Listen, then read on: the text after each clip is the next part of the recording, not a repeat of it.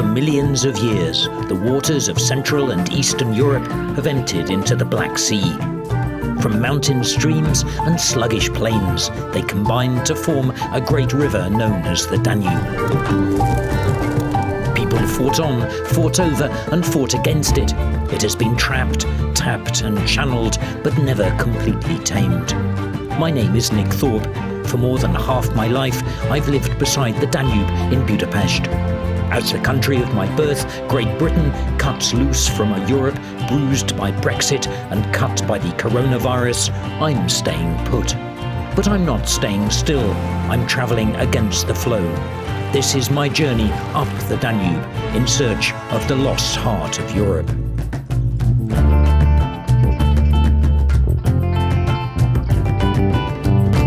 It all begins in southeast Romania at the delta of the Danube. This is where the great river is split into 3 branches and reaches the Black Sea. Over millennia, the river and the silt from all the lands upstream through which it passes has created an astonishing landscape of rivers, lakes, tree-lined shores and reed beds. I've come here to witness how each life form in this wilderness survives, thrives and flies side by side, and how the people fit into that puzzle. They're a colourful bunch, descendants of priests and pirates, conjurers and conquerors, and strangers like me, who washed up here and liked it so much we decided not to leave.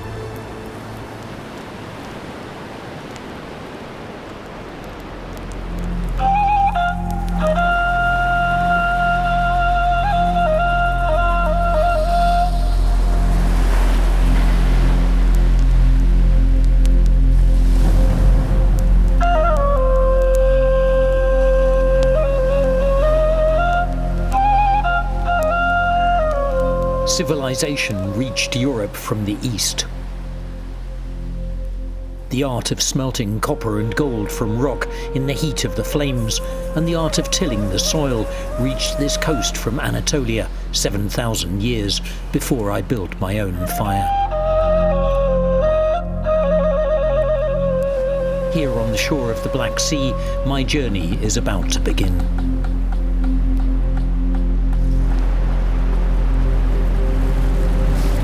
There's actually no way to walk along the shore here from the tip of the Danube to the village, so Zuko here has kindly agreed to bring me into the village. It's very early still, but I hope not too early to get a cup of coffee.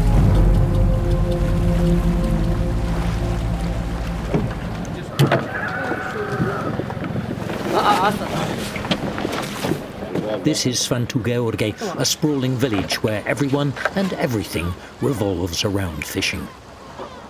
The morning is still young when the fishermen get back from a night at their nets. The seagulls laugh with anticipation at the prospect of an easy breakfast, and no one grudges it them.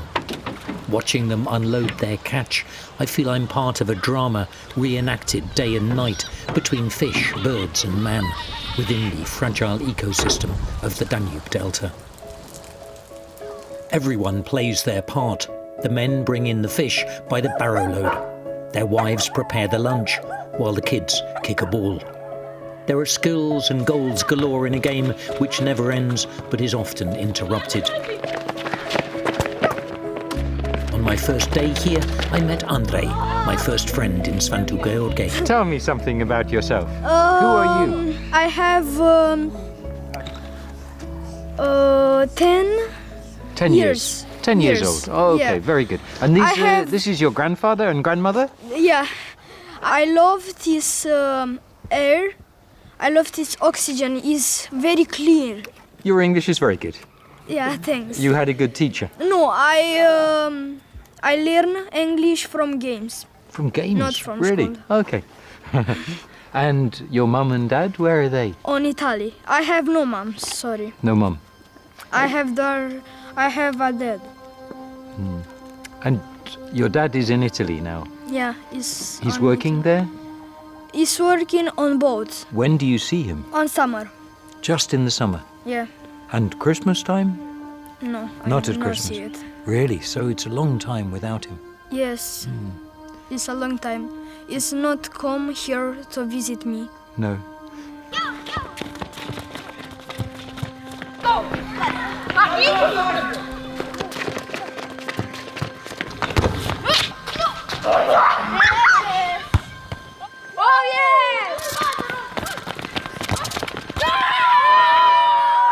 Andrei's story is not unusual. Across Eastern Europe, a whole generation is growing up without their parents. They went upriver into Europe in search of wealth this village can no longer provide. Because not long ago, there was a way to get rich in Sfantu Gheorghe, by catching a certain fish which granted every fisher family's wishes. The Sfantu Gheorghe mouth of the Danube has been the underwater gateway for the sturgeon, migrating upriver from the Black Sea for thousands of years. The beluga sturgeon can grow up to 10 meters long, weigh up to a ton, and live 100 years. Its eggs, black caviar, are one of the most sought-after animal products on Earth. But overfishing and the destruction of its habitat by river regulation and hydroelectric dams have driven several species of sturgeon to the brink of extinction. In 2006, sturgeon fishing was banned in Romania, and this village lost the hen that laid the golden eggs. We're on our way now to meet Emil, a former sturgeon fisherman. He's going to show me how they used to catch them. Emil's family has been fishing here for generations, sharpening their hooks and sharing their knowledge. Ele se ascut, să dispară toată rugina de pe ele, iar vârful trebuie să fie ca vârful de ascuțit. The sturgeon swims along the bottom of the river, so the best way to catch them is to fix a sort of fence into the bed of the river. As they swim through, wicked hooks catch in their sides. Lesser fish are now the staple diet. Emil's old hooks have rusted from neglect. He's only got them out now to show me the tricks of his former trade. Drumul la mii de cărlige, chiar și 10.000 de cărlige. Sunt valuri, sunt curenți și plutele astea nu stau țapene așa. Ele se duc încolo, încoace, se joacă și atunci peștele când trece pe acolo, l-a găsat un cărlig. Îl oprește, el se zbate, se prinde în alt cărlig, se prinde în 3, 4, 5 cărlige, depinde cât este de mare cărligul. Iar oprindu-se în 2006 pescuitul la Sturion, ne-a pus să ne reorientăm spre alte unelte. I still can't imagine how they could bring these giant fish ashore. A single big sturgeon could keep a family going for months. Its caviar could make them rich. Hold it like that? No. Like that? What? Yeah. Oh, I see. Okay. So hold it like that. Yeah? And now in the... Așa țipila. It's already looking pretty sharp to me. I wouldn't like to be a sturgeon on the end of this. Te duci Okay. de sus în jos. Further down.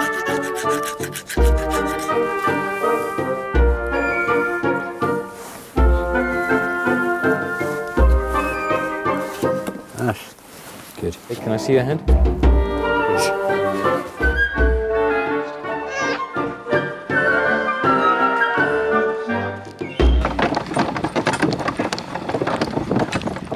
Vrei să te urci cu noi? Stai. Hi, Andrei. Hi, so cool. Wait a minute. This is your friend. Hello, Sebastian. Hello. He is with me, and Nick, I'm here my somewhere. friend, he's with me. Hi, Andrei. It's nice to walk with you in your town. Yeah.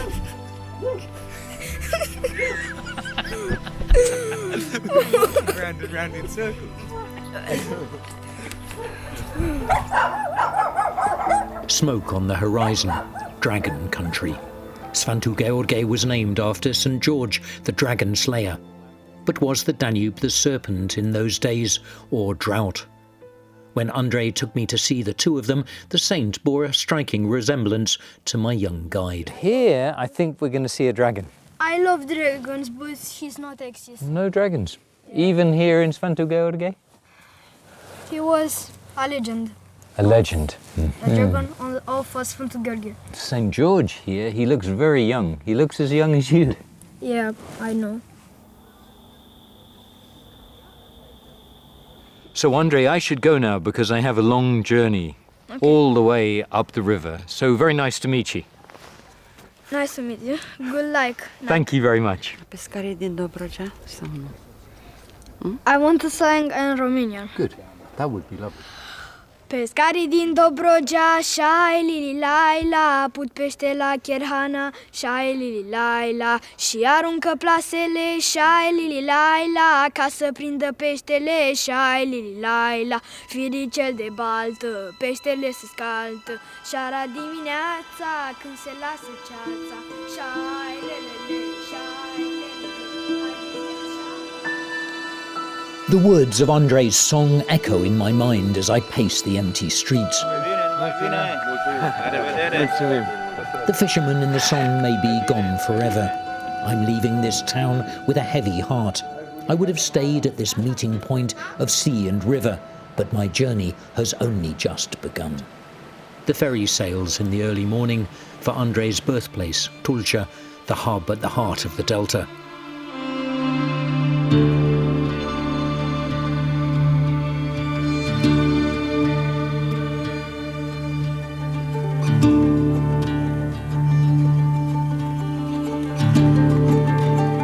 Everyone travels by boat in this watery part of the world, which is just as well because there are no roads.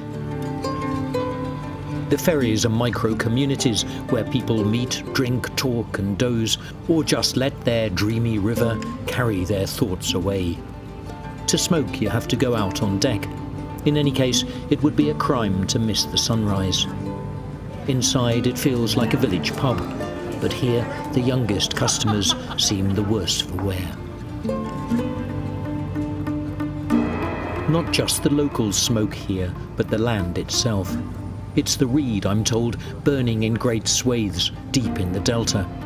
The fishermen themselves set fire to it because they believe it improves the chances of the fish to spawn. I don't quite see the connection.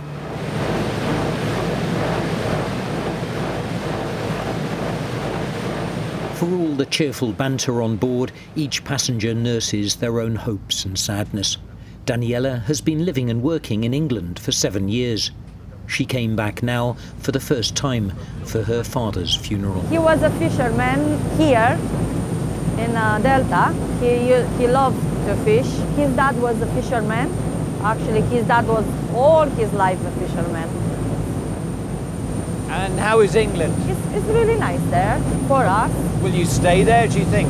Yes, I have to stay there. I bought a house there. Will you ever feel at home in England? Yes, I feel home, but not 100% and not like here, obviously. You know, your heart, my heart is gonna be always here.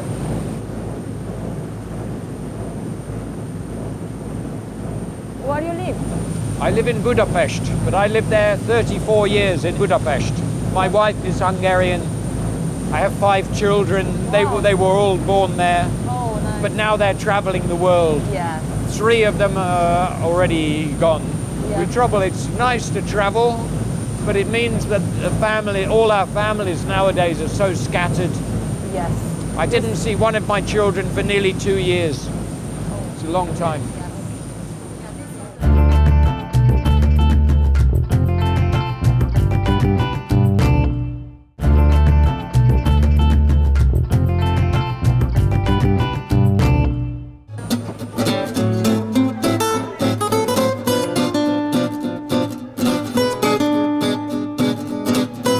Life in the delta revolves around Tulcea, the city where the 3 main branches of the Danube meet.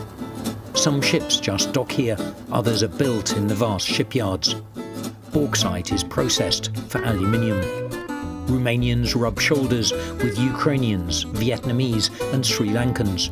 Others, like the Russians, Turks and Greeks, arrived long ago. Idling on the waterfront, watching the world go by, I heard the strains of a lone violin.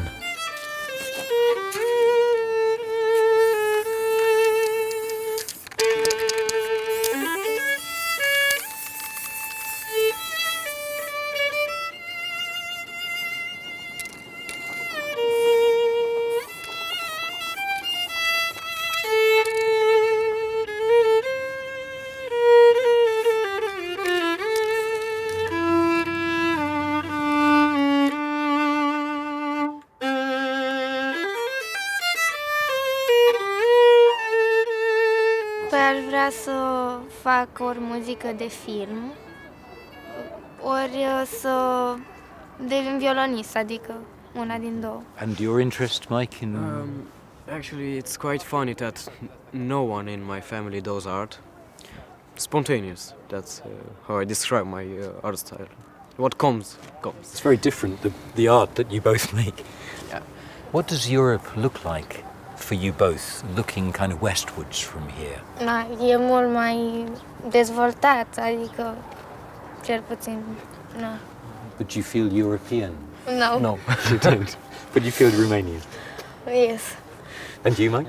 I'm multicultural. I listen to a lot of music, multicultural styles. Do you think you'll both stay here or come back here? Aș vrea să mă mut de la facultate încolo. To study, yeah. What about you? I plan on studying graphic design abroad, not here. And then after studying? Să stau acolo, adică... To live there. To live abroad, yeah. Yes. In Germany or somewhere else? America. American dream. Thanks, Mihai, very much. Thanks. Here on the fringes of Europe, there's a powerful tradition of welcoming and absorbing strangers. But if so many people leave here, why do others settle from the ends of the earth? Anton from Indonesia met his Romanian wife Raluca far from Tulcea, working in the catering trade in Alaska. They decided to move here to make a home with their kids and now run this restaurant together. And so you decided as a family to come here. Yeah. Why Tulcea? Why Tulcea?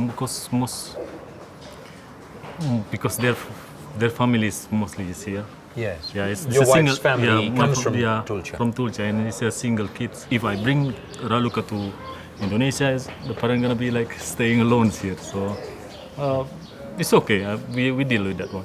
And how do you like Tulcea? How do you like being in Romania? It was beautiful, especially in the Delta, Danube, which is I like to eat fish. Because mostly in Indonesia, people is eating fish, not eating meat. Yeah, I feel home with fish in Bali. Fish in Bali, yeah. So it's a different no problem. fish. Different fish, yeah, absolutely. But still swimming, so it's okay. Do you catch fish? Yeah, Do you fish? yeah. You do. Yeah. With a rod and line. Yeah, or... just as simple that even in the like lake there in the Really? in the middle of the town, you get some small fish, whatever. Really? But it's interesting. Okay. But not like a sturgeon. You have to watch out. And I guess Tulcea, this is a pretty multicultural sort of town anyway, isn't it? People from all over the world always. Tulcea, they call Dobrojan area is like mixed Turkish from some Moldovan, Macedonian, so it's more mixed than the other part of the Romanians.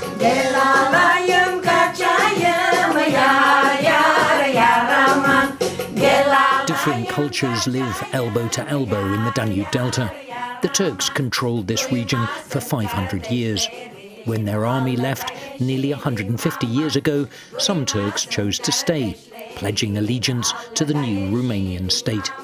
One Sunday evening, I stumbled on a gathering of the spectacularly dressed Turkish ladies of Tulcea.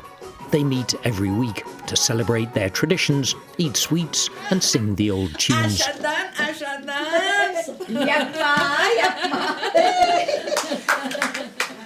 What kind of songs do you sing? What are you singing about? What subjects? Noi cântăm numai cântece de dragoste. Cântecele vechi, foarte vechi, de pe timpul osmanleilor, acelea noi le promovăm. Ca și tinere să știe cântecele, să învețe de la noi, de la cei în vârstă.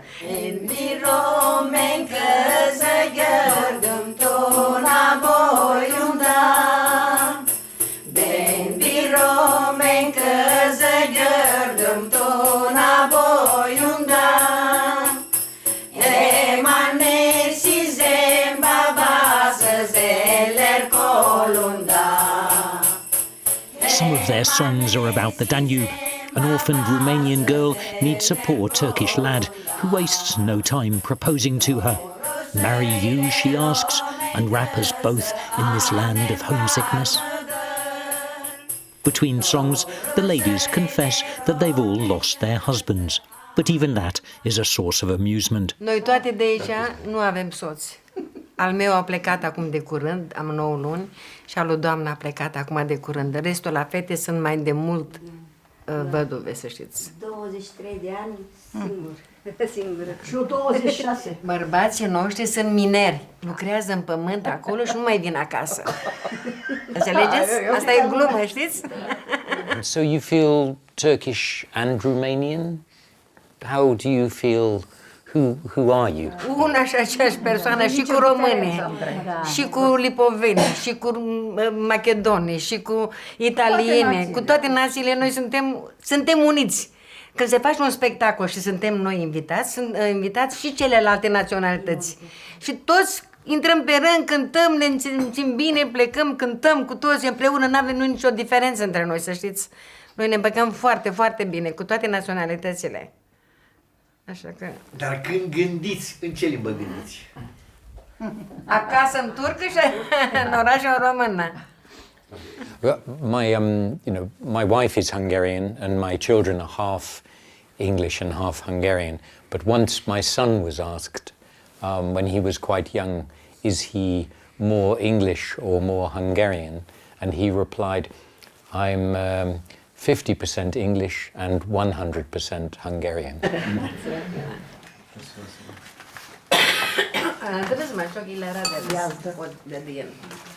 So tomorrow, actually I will be 60 years old. Yarin altmush yasin dolduruyorum. Mulți ani cu sănătate, să vă dea Domnul tot ce doriți, zile senine și fericire, la mulți ani să trăiți, la mulți ani să trăiți.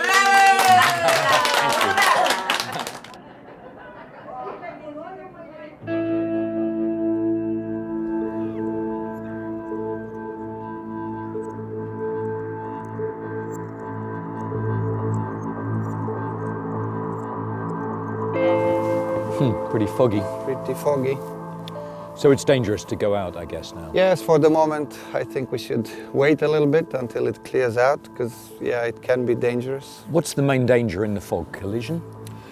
Well, in most of the time it's collision with another boat or with something in the water. When you see the other side clearly, then it's probably safe to go. Further down the Danube, it's even thicker fog, so you have to be sure. Daniel Petrescu is an ornithologist from Tulcea, like his father before him. A jack of all trades and a master of all of them, the perfect guide for the lakes and channels of the delta. And the rare and common birds who make their homes or migrate through here. The fog which hid them all from us was hardly his fault.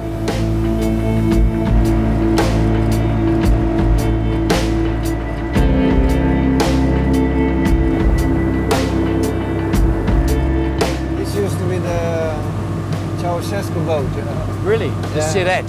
Siret, yeah. It was Ceausescu's birthday yesterday, I remembered. 26th of January. Well, happy birthday. Happy. It was stuck in my head. 26th of January. I don't know why I remember that date. You don't remember your wife's birthday and yes, you remember I do. Ceausescu. Yes, I do.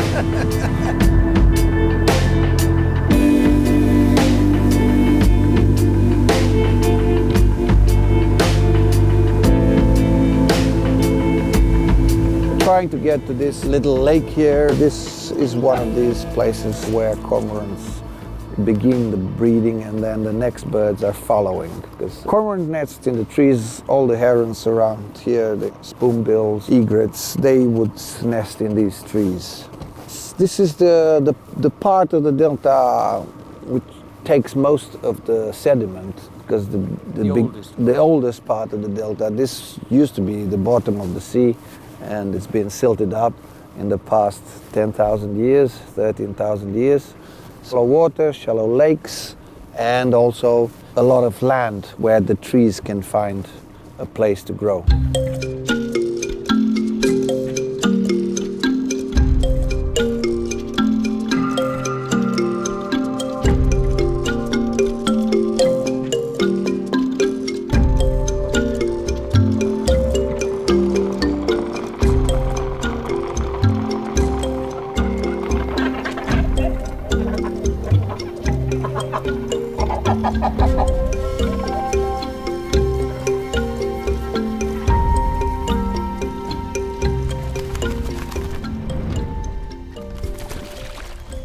What we see, as you have observed, they are chasing the cormorants because they can't fish at this time of the year in this deep water.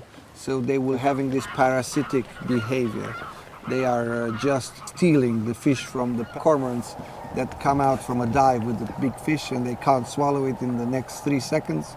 They will get robbed. Really? Yes. Why do the cormorants tolerate that? Well, they have no choice. It's like it's the larger the bird wins. It's just nature.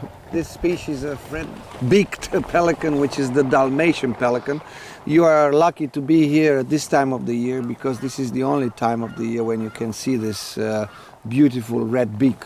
This is the breeding plumage of the Dalmatian pelican, which starts breeding right now. In February, he goes on to the nesting site. This is the largest bird in Europe.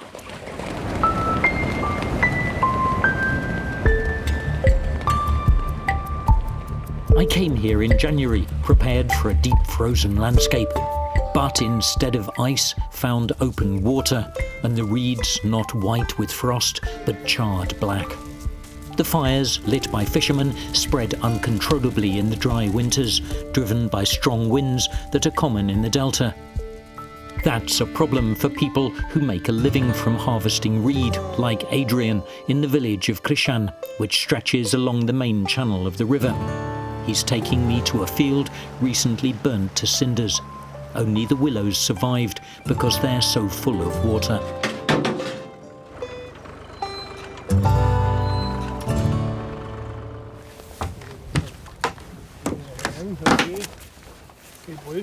So Adi, this was burning a couple of days ago? Yeah. You can smell it, it's fresh. It smells really bad. Danube River has a very low level this year. Yeah. These patches are very dry. If they set a fire, they can go whatever. Unpredictable, because the wind, it just goes everywhere, so you cannot stop it. It's a large area and they have no chance to stop it. So when somebody is building a business on reed cutting, harvesting reed, you cannot be sure if you can get reed on time or it's going to be burnt the next day. So this is one of the reasons which people are giving up this business. Including you? Including me. This gigantic machine, Adrian's reed harvester, lies unused in his garden. Since I last saw him, he's switched to organic farming. It's more predictable, he said, but what is predictable in a time of climate change? And then another bundle and it records off the side. Yeah, I see. Yeah.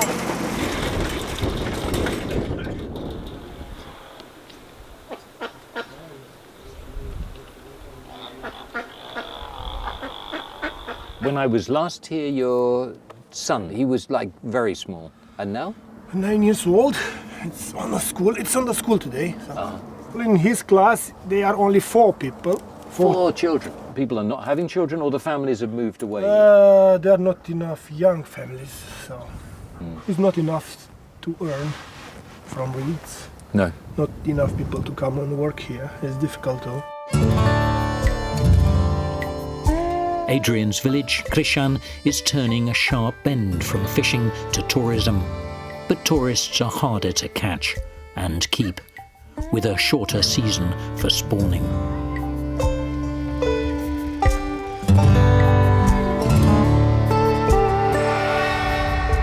Adrian has some new neighbours to contend with, a protected species, the golden jackal. Jackals love the warmer weather and have spread into the delta from the Balkans. From here, they travel north, beside the Danube to Germany, and from there all the way to the Baltic. Farmers don't like them because they eat domestic animals. My opinion is the jackals are too much protected, because as you know, in the biosphere, everything is forbidden for hunting. It's strictly protected, but they have no chance to manage the numbers of the jackals. So what's the solution? The solution is they have to keep the numbers down.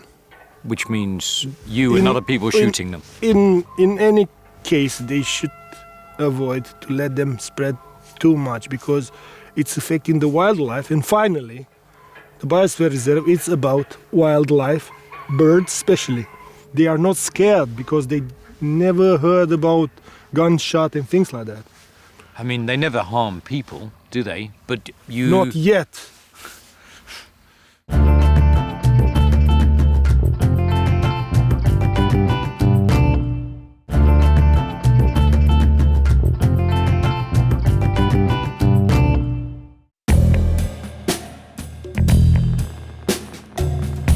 But some people are genuinely fond of them. The man with the megaphone is Christy Pop, head of the large carnivore programme of the Worldwide Fund for Nature. He's come here to talk to them, or rather howl at them. When they howl back, he estimates their numbers. They're more enthusiastic than wolves, he explains, like he is. I have a megaphone here. This will help us to call, let's say, the jackals. And since the jackal is territorial, they will most probably reply. They will say that, look guys, I'm here, this is my territory, so go away, something like that. The jackal is in the top of the food chain. So the ecological role is very important. In the last 2 or 3 years, we had quite a situation here with the swine flu. So the jackal was playing the sanitary role, and the jackal ate all the carcasses. They contributed in a way to limiting the spread of the virus.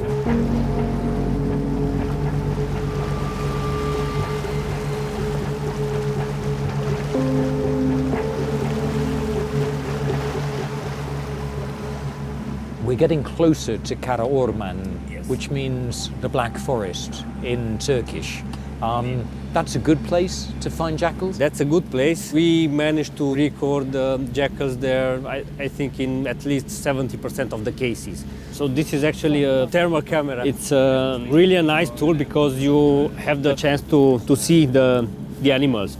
So if you have a look through the camera, you will see me because I'm warm. Yeah, you're very bright. You can really detect any kind of heat. Do we need to be very quiet on the boat? We need to be quiet, exactly. We don't need any kind of light. And then I will start, performing the howling. In many cases, they are approaching the boat, so they are coming on the shore, so you can really spot them. Yeah. Let's do it. Yeah, okay? Yeah. Let's do it.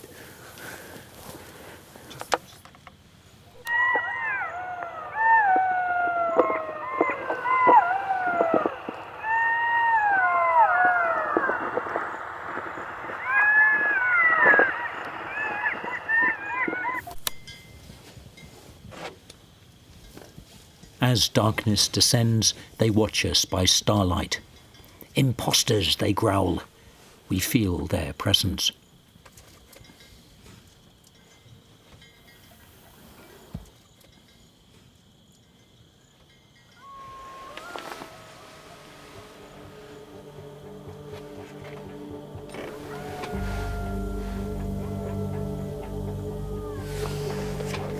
Which direction?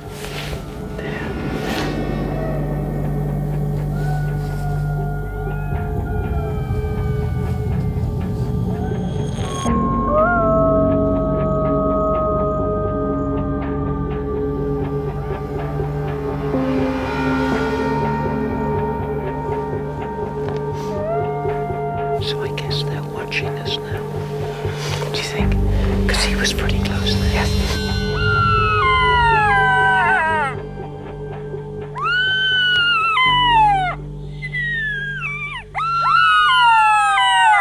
It's a beautiful night. Yeah, it's the perfect night actually for January, end of January.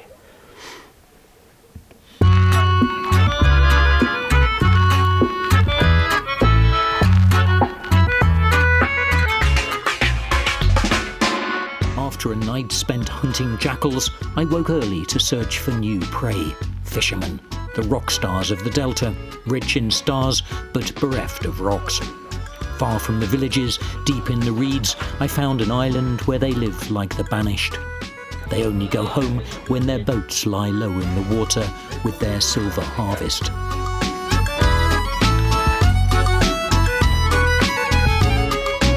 La fiecare setcă din asta se pune o sticlă sus. Și a fost gheață și când a plecat gheața a mânat-o vântul și ne le-a dragat, ne le-a tărâit. Și atunci pe fund și ia mizerie. Dacă terminăm asta până de seară, e bine. Mâine aia, păi mâine asta. Untangling the net all day, I mean, it's an endless task. I can't imagine how many meters long these nets are. So it's a hard life, a very hard life. Yes. Dacă n-am învățat carte, nu ne-am făcut direct. Pește, parcă nu simți munca, dar dacă iei mizerie și nu prinzi nici pește, e greu. Eu sunt Nicu. Nicu. Două Nicu.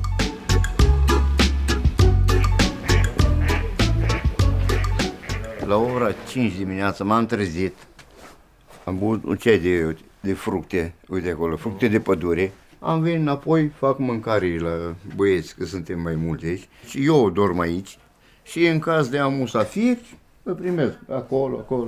Deci, traducele, nu știu să le traduc. License, authorization for commercial fishing.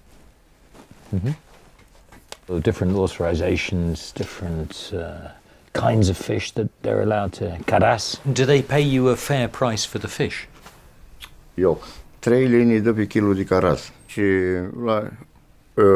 în țară îl dă cu 7 lei.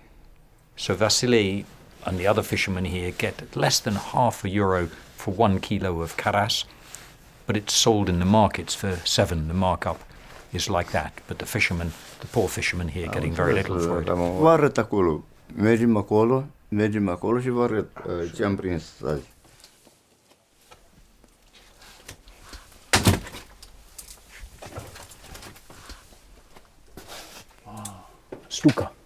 Stuka. Pike. Caras. These are all the fish from this morning.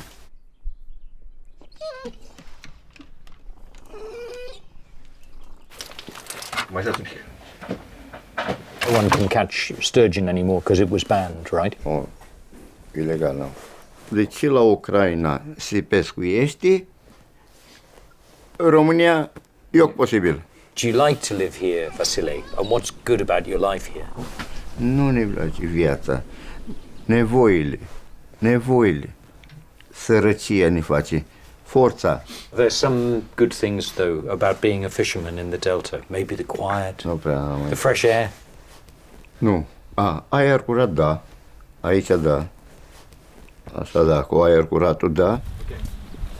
Some crabs, wow. Look at these.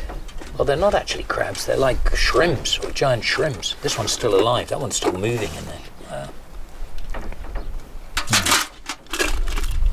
Wow, it's still alive, this one. Whoa. Look at the little eggs in there. That's good? Wow. I'm not going to do that. Vitamina. Vitamina. It tastes good. Wow. I'm really not going to do that. The sturgeon dogs my footsteps on this journey like a mythical being, like a mermaid once glimpsed between the waves, never forgotten. And the memory of the sturgeon and the wealth she once brought hovers over the delta. To see her myself, I visited the aquarium in Tulcea.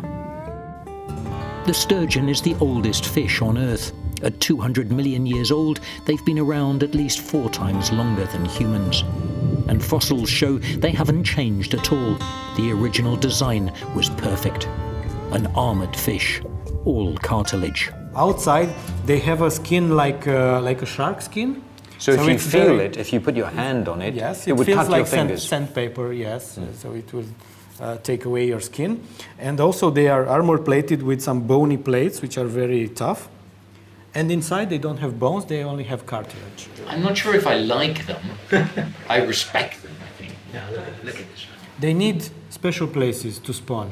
So they need an area which has no mud on the bottom. They need like a clear bottom where they can stick their eggs. And unfortunately, people know about those places, and this is where they catch them. So they are quite predictable in this matter. I'm not sure exactly if they have a bright future if we continue to fish them. There are very few communities of fishermen like the one in St. George, that were making their most of their income from sturgeon fishing. In their case, they might be right with their arguments, but the situation is that sturgeon is dying, sturgeon is disappearing. Since they were using the Danube as like a highway to get to the spawning grounds, they used to go 2,000 kilometers upstream. They used to reach Vienna in the old times. So now they are limited to 1,000 kilometers on the Danube, up to the iron gates. So they lost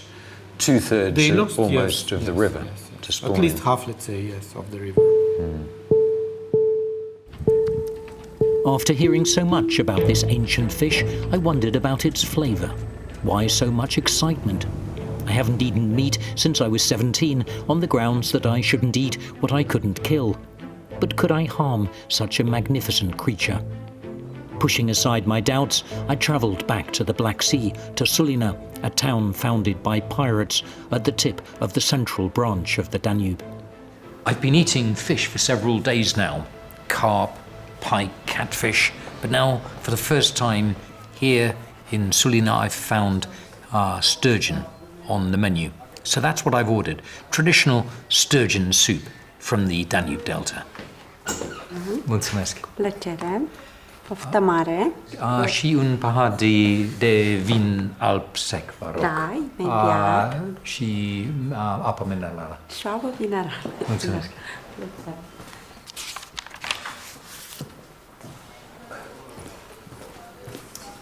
Mulțumesc. Plăcere. Scuze, de unde este sturgeon? Where is the sturgeon from? Deci sturionul este de la o crescătorie, nu e de Marea Neagră, e de la o fermă. Mulțumesc. The ladies just said then that this sturgeon is not from the Black Sea, which was of course banned, but it's from a farm, a sturgeon farm nearby. Da. Ce nu le-ați spus dinainte să le pregătesc? Strong taste. A very fishy taste, quite nice actually. Strange feeling though to be eating one of the main characters in this film.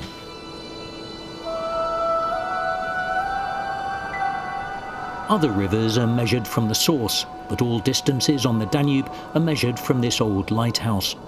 This is mile or kilometre zero. The very first European Commission assembled here in 1856 with a humble aim to guarantee free navigation on the river.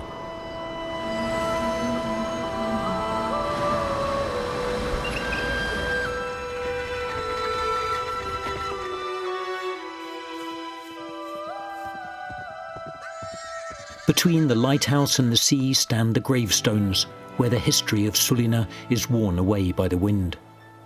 The traces of many cultures are still just visible. The crescent of Islam, the Star of David, and memories of long-lost British seamen. If we can go through this way, Alex. What? Alex, this way, I think. No, go on. This way, okay. At first sight, in his hoodie, Alex might be a ghost flitting between the gravestones. But I soon realise he's actually the master of this place, like an older brother to Andrei in Sfantu Gheorghe. Alex is 13. These Delta kids are wiser than their age. Look. Where? Nice? It's a jackal? Jackal? Yes, jackal. Aici avem un copil care a murit la vârsta de 2 ani din cauza efectelor climatice, adică ploaie și ceață în același timp. După aceea, după câteva minute, a venit o caniculă foarte mare. Având în vedere că corpul unui bebeluș de 2 ani maxim trebuie să suporte o căldură până la 20 de grade. Și atunci erau 25-30. Do you have a favorite story or favorite gravestone here? Deci, acest pirat a fost ademit de către 2 frați într-o capcană de-a lor. Iar legenda sa încă rămâne. Când este roa dimineții, trebuie udată această plancardă cu apă de la mare. După ce o udați, apar niște inscripții care vă arată locul și data comorii. Dar problema este că aici începem noi, dar trebuie să mergem șerpuit fix pe aceeași urme ca ale lui, până la colțul plăjii, unde este noua stație de cercetare. Următorul mormânt care aș dori să-l fac este acesta, pentru că, după cum vedeți, nu prea mai este într-o stare cum era pe vremuri.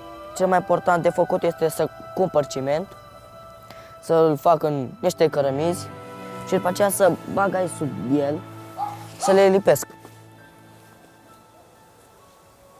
Am avut o profesoară foarte bună, pe nume doamna Iriga.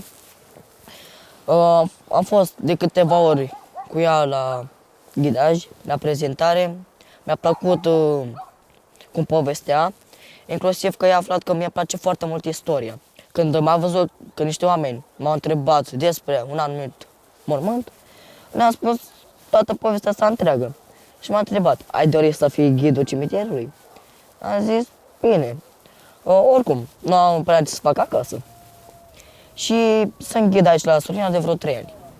Am 13 ani, ceea ce mă face pe mine să stau în acest oraș este istoria și frumusețea lui, ceea ce este cel mai bine pentru un oraș. Și despre Sulina ce aș mai putea să spun, este cel mai estic punct din România, un oraș uitat de lume.